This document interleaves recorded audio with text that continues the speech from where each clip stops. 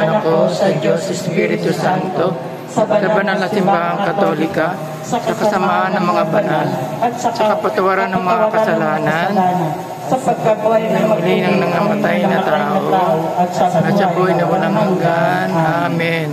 Ama namin sumasalangit sa lupa para ng salamat. Bigyan mo po kami ngayon aming kakanin sa araw-araw. Patawarin mo po kami sa aming mga sala para ng pagpapatawad namin sa nagkakasala sa amin. At huwag mo po kami Sa aming lahat. Maraming salamat sa biyayang ito na ipinagkaloob sa kanya at matagdagan pa po ang kanyang kaarawan.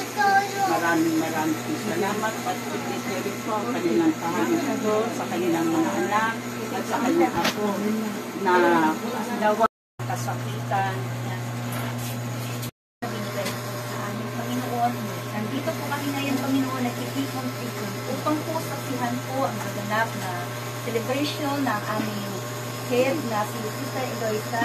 Lord, naway Panginoon, ay bigyan mo po siya, Panginoon, ng malusog na pangatawan at mahabang buhay, Lord. Amen. I-bless mo po siya sa Panginoon, pamagitan po ng aming mga kamay po na hinihiling po namin sa iyo, Panginoon, na bigyan mo po siya, lalo, daragdagan mo po ang kanyang karunungan, Panginoon, at kalakasan, Panginoon, Yes, upang Lord. pagtuloy po siya, magagampanan niya po ang gawain po sa inyo po, Panginoon, na nagbibigay po ng magandang balita dahil po sa amin. Amen. Panginoon. Yes, Lord, palagi mo po siya, Panginoon, gabayan mo po siya, Panginoon, kasama po ng kanyang buong pamilya.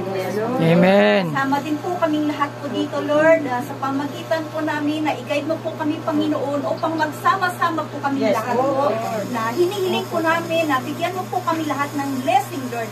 Especially po yung nagsiselebrate po ng birthday po sa gabi. Lord, maraming salamat, Panginoon. Thank you, Lord. Thank you, Lord. Thank you so much, Lord.